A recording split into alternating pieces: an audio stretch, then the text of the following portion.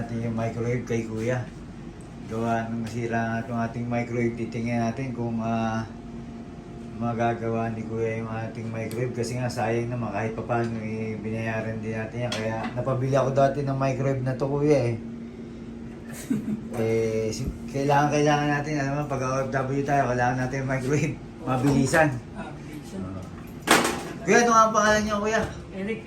Yan, si Kuya Eric, yung gumagawa nating microwave. Itong ating microwave nito, matagal na nating nakasama to, pero siyempre May sentimental value ba? Oo, meron.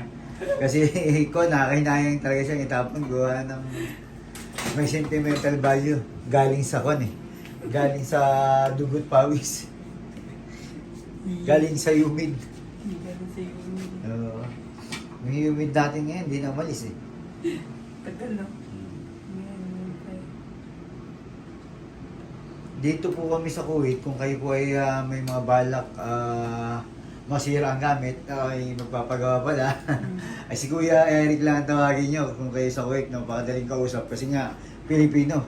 Siyempre, pagka Pilipino, madali na kausap. Pagka yung ibang lahi, ang hirap kausap. Bukod sa hindi natin maintindihan yung salita, hindi natin alam kung anong gusto. Siyempre, hindi natin alam na meron pa yung manggagawang Pinoy pala dito sa Kuwait. Kuya, magkano ba ang pag-charge sa'yo sa Kuwait? Dito sa katulad niyan, yung microwave na pinapagawa ko. Ito, kasama na PSS microwave, 10 KD. Pero ang regular service charge, yung regular service charge talaga namin, 10 KD, without parts na yun. Without parts pa, kaya... ano. Pero itong ganito, Kuya, 10 KD. Oo, kasama na parts. Kasama na ang parts. Usually, ang nagtatawag talaga sa amin, ref at saka washing. Grabe ngayon. Medyo... Ayun, no? Di ba mga amigo at amiga, napakamura lang ng singil ni Kuya. 10 KD lang, magagawa na ulit yung inyong microwave. Sayang naman kung itatapon. Eh, sabi nga nila, yung microwave dito, magkano nga lang. Pero siyempre sa ating mga Pilipino, napakahinayang magtapon. Di ba, Kuya? Kaya sabihin natin yung microwave, medyo kaya naman dito. Pero siyempre, iba pa rin yung ginagawa natin yung mga luma natin gamit. Yung kasamahan ko tumatawag, binigay ko rin yung number mo, Kuya. Washing machine naman yung papagawa niya. Yung isang araw, tumatawag ata sa'yo Kaya ako tumatawag para sa'yo yung isang araw pala. Dahil sa kanya. Hindi ko nasagot Microwave microwave washing machine. Yun naman sa kanya, hindi na rin ata umiikot. Palagay mo kung ano ba sira niya. Hindi na siya uminit. Pero gumagana siya pero hindi siya uminit. Yung fuse niya sa yung nagsusupply dun sa niya, sa filament niya, putok. Pumutok. Pumutok na yung fuse. Yan. Umaandar siya, may kuryente siya, pero yung kuryente papunta dun para ng init, hindi na. Okay. Pero ngayon yung pinalta mo yun, okay na siguro yan, Kuya. Yan yun. Pakipaliwanag nga, Kuya, ano ba yan? Ito yung fuse. Ito yung fuse. Yan. Putok. Putok-batok. Nagputok-batok. Kasi pa naiinit ng chicharon kasi dyan, Kuya. Ganyan talaga. Dumating na sana. Okay na. Bilang ko to bukas. Okay? Bilang ko lang to bukas. Balik ako bukas para bilang ko ng pyesa. Bali lahat yan, 10 KD na, Kuya, no? Okay. Okay na ba?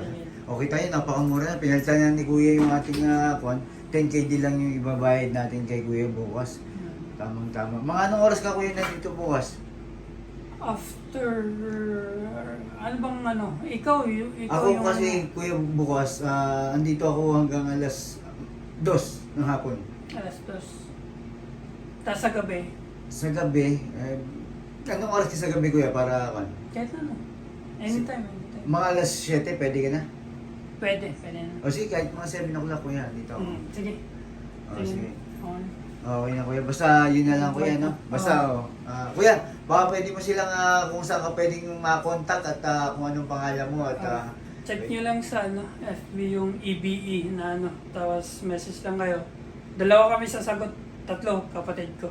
Oh, EBE. Lahat, computer services, at saka maintenance. Lahat. Washing, partition, gumagawa din ng partition. Partition, gumagawa rin si Kuya. Kuya, number mo nga pala, baka para makontak ka nila. Andun lang, click nyo lang yun. Yung EBE Services and Maintenance. 6000961. Okay, ilalagay ko rin dito yung page ni Kuya sa FB page para malaman nyo agad. At, ayan o, tulad na itong mga amigo at amiga, ginawa niya to. Lahat kasama na yung parts 10KD, nandito siya bukas kasi walang mabibihan ngayon, walang dala si Kuya kaya hindi nagawa. Pero bukas, papakita natin yung kung ano ito. Didiretso natin yung video habang paggawa ni Kuya. Sige na mga amigo at amiga. Sige, bukas ulit Kuya.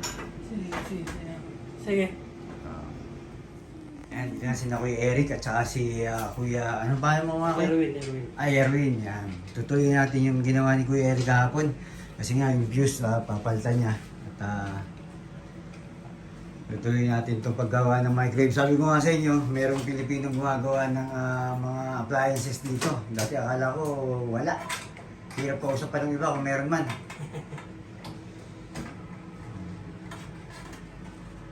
Naging problema niya Kuya, yung fuse lang pumutok, no? Mutok yung fuse dahil sa siguro. Ano ba yung dahilan ano mo na? Kuya? Ha?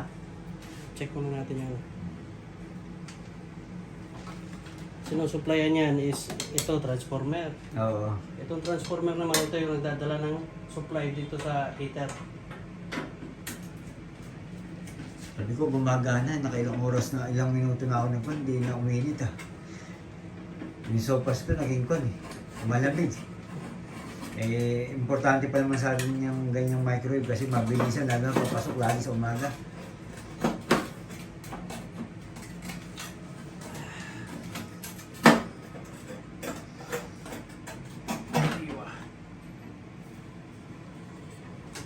Yep, all good.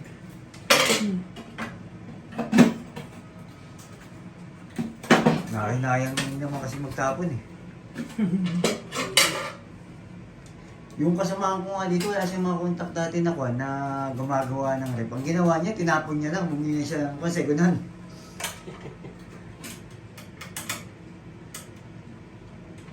Lahat po tayo, sir. Ha? Rep man yan o ano. Rep o Electrical. basta electrical. Electrical, aircon.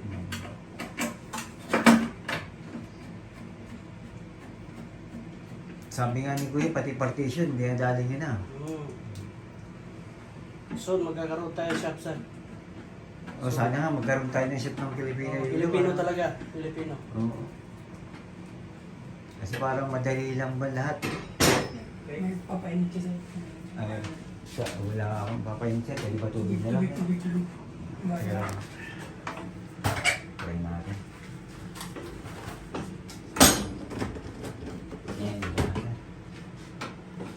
Yan, itatry ni Kuya Eric kung iinit yung tubig natin.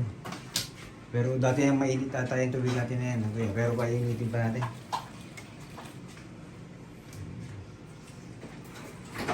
Ayan, okay, malamig. Itatry natin kung uminit. Walang cup. Baso. Yan, ito po yung stas. Baso. Baso? Wala akong natin yung baso dito. Paano na ito ba? Pwede na. Ayan natin, nahiram muna tayo ng lagayan. Para lang matesting itong ating microwave.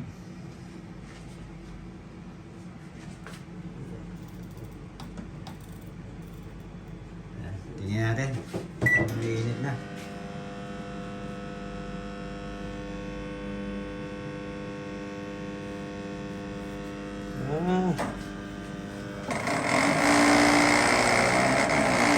Pigil mo sir.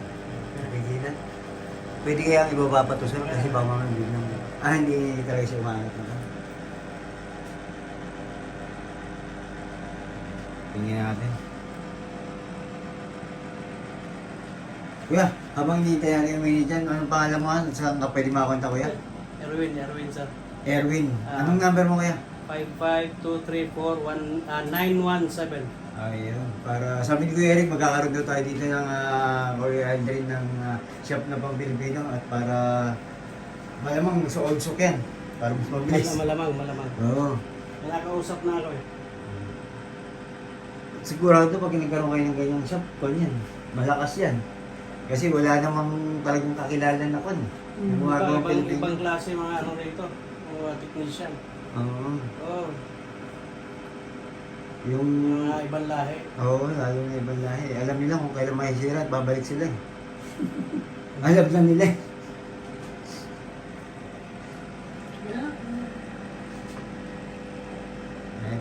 Abangan lang natin kung talagang uminit yung pinapakulo nating tubig at para matesting nga natin yung ating microwave. Kasi dito sa OFW, kung isa kayong OFW sa abroad, napaka-importante ang microwave.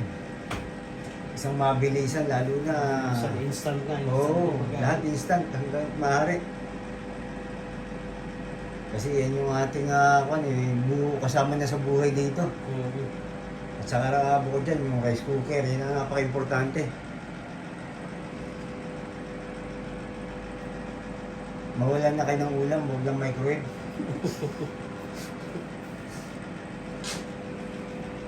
Kasi yung ulam, mabibilis ako eh. Sa bakala, yung microwave, ang hirap bilhin.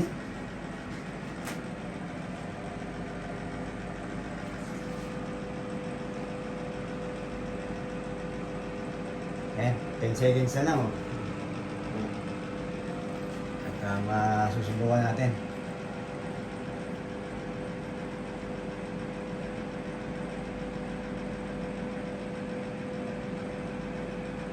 Ayan na. Tingnan natin kung minute. Bubuksan na ni Kuya.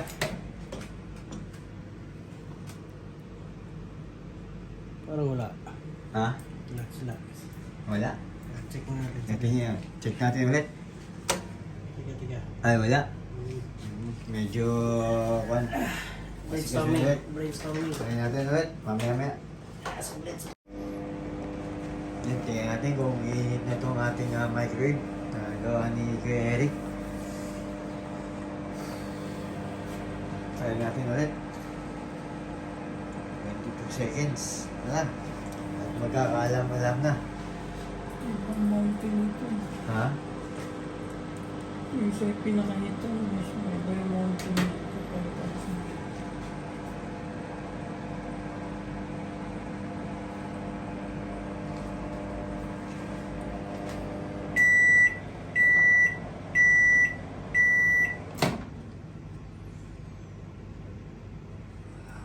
Ha?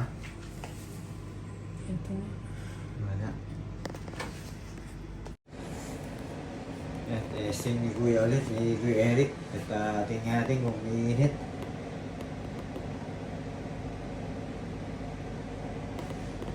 Seconds.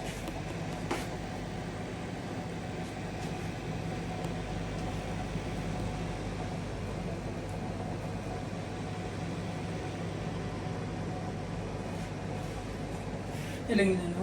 Ah, 30? 30 seconds? 30 seconds. Tingnan natin kung minute. Labas natin. Ayun, mainit na. Putangin na, napasok ako. Yan, napamuhan tuloy ako. Yan, mainit na mga amigo't amiga. At okay na, ang ginawa ni Kuya Eric. Eric, salamat sa paggawa mo ng aming microwave at talagang pwede na. Pwede yung pang-init ng sopas. Super brother. Ano pang So, ano po mga hinihintay nyo mga amigo at amiga dito sa Kuwait at nandito lang si Kuya Eric at yung mayroon silang Facebook page na EBE. Ayan o. Kontakin nyo lang siya. Ilalagay ko yung kanilang Facebook page dito sa ating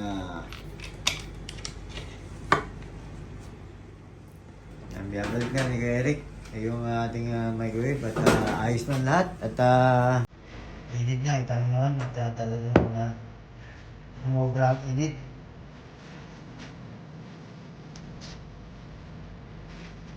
Eric! Teka lang, tayo dito sa Hindi yan siya.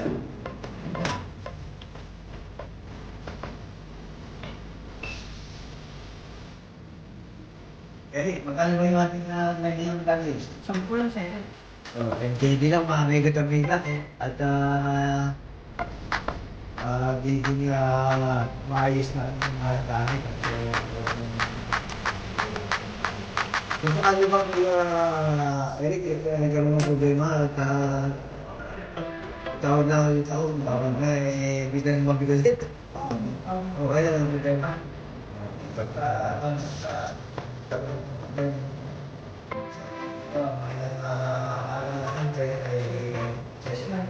Six months warranty. 6 months warranty daw. Pero ayos na yung ginawa ng ganyan. Pero siyempre may warranty suspense. Pero yun na ba, sigurado tayo may warranty at baka nga bigyan pa ako ng discount kuya. Ano kuya? Bibigyan mo ba ng discount? Ano yan? Sakto na ba yan?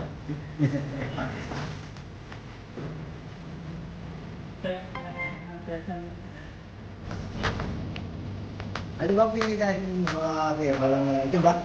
Ano pinagaling niya? Ito?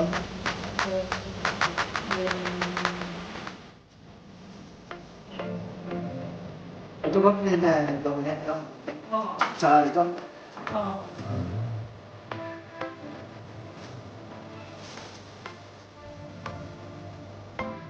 Kaya kaya ha? JD, 6 months warranty. Okay na ha? Sana nagustuhan niyo itong ating pambibideo at sinamahan niyo kami ni Kuya Eric hanggang sa huli nating video. At ingat po at respeto lang sa bawat isa. Buhay Kuwait, buhay OFW.